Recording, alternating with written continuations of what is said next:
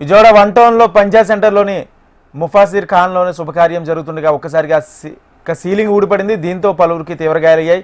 Contractor నిర్లక్ష్యమే ఈ ప్రమాదానికి కారణమని బాధితులు ఆరోపించారు. నిర్మాణం పూర్తయి 3 సంవత్సరాలు కాకుండానే సీలింగ్ ఊడిపడిపోయిందన్నారు. దీంతో కాంట్రాక్టర్ను ప్రశ్నించినా తమకు సంబంధం లేదని, ఏదైనా ఉంటే వక్ఫ్ బోర్డుకి ఫిర్యాదు చేసుకోమని చెప్పడంతో బాధితులు తీవ్ర ఆగ్రహం వ్యక్తం చేశారు.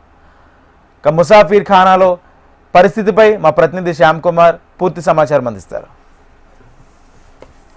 విజయవాడ వన్ టౌన్ ముసాఫిర్ ఖానాలో చూసుకుంటే నిన్న రాత్రి ఒక ఫంక్షన్ జరుగుతున్న సమయంలో హఠాత్తుగా కూడా సీలింగ్ కుప్పకూలి పడిపోయింది. అయితే ఇక్కడ అసలు ఏం జరిగింది అనేది కూడా ప్రస్తుతం రాత్రి ఫంక్షన్ నిర్వాహకులు ఉన్నారు.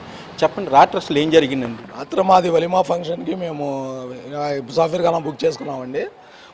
బుక్ చేసుకొని ఫంక్షన్ జరిగే టయానికి అకస్మాత్తుగా సీలింగ్ పడిపోయి జనాలంతా భయభ్రాంతులై పారిపోయారు. ఒక 2-3 మూర్చపోయారు. కొంతమందికి కాళ్ళకి చేతులకి దెబ్బలు తగిలినాయి. అయితే మేము ఈ షాదీఖానా వాళ్ళని మనం కాంటాక్ట్ చేస్తే వాళ్ళ ఎవరి ఫోన్లు స్విచ్ ఆఫ్లో ఉన్నాయి. ఎవరు కూడా రెస్పాండ్ అవ్వలేదు. 9:30కి మేము అలాగే ఉండి కింద మీద పడి చేసుకొని వెళ్ళాము. తర్వాత వచ్చి మేము అడిగితే మీరు వక్ఫ్ బోర్డుకి వెళ్ళి మాట్లాడుకోండి, మాకేం సంబంధం లేదన్నారు ఇక్కడ వాళ్ళు, ఇక్కడ బాధ్యులు. మేము డబ్బులు ఇక్కడ ఉన్న వాళ్ళకి కట్టాము, కానీ వీళ్ళు మాత్రం ఈ ఏమన్నా ప్రాబ్లం ఉంటే వక్ఫ్ బోర్డుని అడగండి అంటున్నారు. మరి దాని మీద ఇప్పుడు మాట్లాడడానికి పెద్దలు వచ్చారు. అంటే ఈ మహిళలు ఇది చూసుకున్నట్టే ఆ టైంలో అందరూ కూడా భయభ్రాంతులకు బాగా గురయ్యారు. అంటే ఒక్కసారి సార్ కూలిపోయింది. అది భయభ్రాంతులు కాదు, కేకలు వేశారు. లేడీస్ అయితే పారిపోయారు. గేట్లు కూడా ఇప్పుడు ఒకటిసారి గేట్లు అంతే ఇంత ఉంటుంది.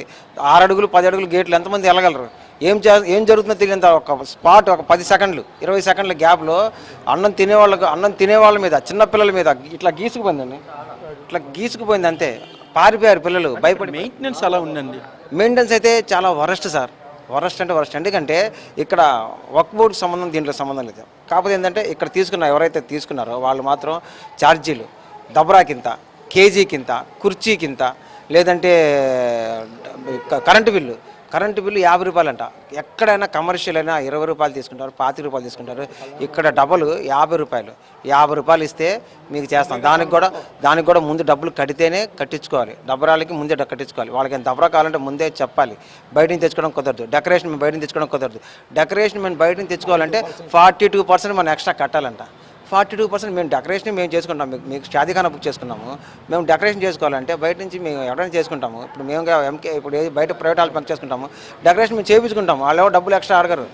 మేము వాళ్ళకి డెకరేషన్ వాళ్ళకి ఇవ్వాలంట, ప్లస్ 42% ఇతనికి ఇవ్వాలంట. ఈ ఎక్కడుందో నాకు అర్థం కాలేదు. ఈ న్యాయం ఎక్కడుందో అర్థం కాలేదు. కరెంటు బిల్లు 50 రూపాయలు సార్. ఒక్క 5 రూపాయలు తగ్గించమన్నా కూడా మాకు ఇంతే. డబ్బులు కడితేనే మీకు ఇస్తాను, లేకపోతే లేదు. మరి దారుణం చేసి అట్లా అంత తీసుకున్నోళ్ళు, అంత పీడించి తీసుకునేవాళ్ళు నిన్న రాత్రి ఇన్సిడెంట్ జరిగిన తర్వాత చిన్న ఫోన్ కాల్, అమ్మ మేము ఉన్నాము, మీరేం భయపడమాకండి, మేము చూసుకుంటాము, మేము వస్తున్నాము అనే చిన్న భరోసా ఒకటి ఇవ్వకుండా ఫోన్లు స్విచ్ ఆఫ్ చేసి ఇప్పుడు వచ్చి మాకేం సంబంధం లేదు, మీరు వక్ఫ్ బోర్డుకి వెళ్ళాలంటే మేము వక్ఫ్ బోర్డు డబ్బులు కట్టామా, మీకు డబ్బులు కట్టామా, ఎవరికి డబ్బులు కట్టామా మాకే అర్థం కావట్లేదు. ఇక్కడ చూడొచ్చు అంటే మనం ఇక్కడ ప్రస్తుతం ఇక్కడ చూడొచ్చు అంటే వాళ్ళు చాలా క్లియర్గా కూడా రాశారు. ప్రతిరోజు కూడా ఒక హాల్కి 36,000 రూపాయలు, అలాగే మినీ హాల్ చూసుకుంటే 18,500 రూపాయలు చెల్లించాలి.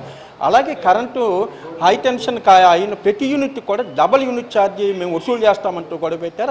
అదేవిధంగా డెకరేషన్ చేసుకోవాలంటే 42% అదనంగా వాళ్ళకి చెల్లించాలి బయట వ్యక్తులకి.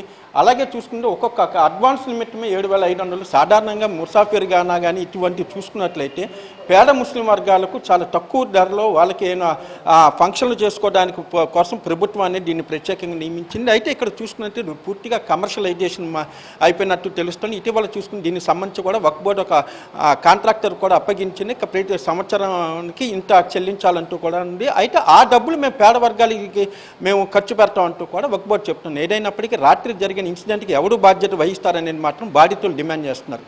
కెమెరా పర్సన్ హరితో శ్యామ్, హెచ్ఎం టీవీ.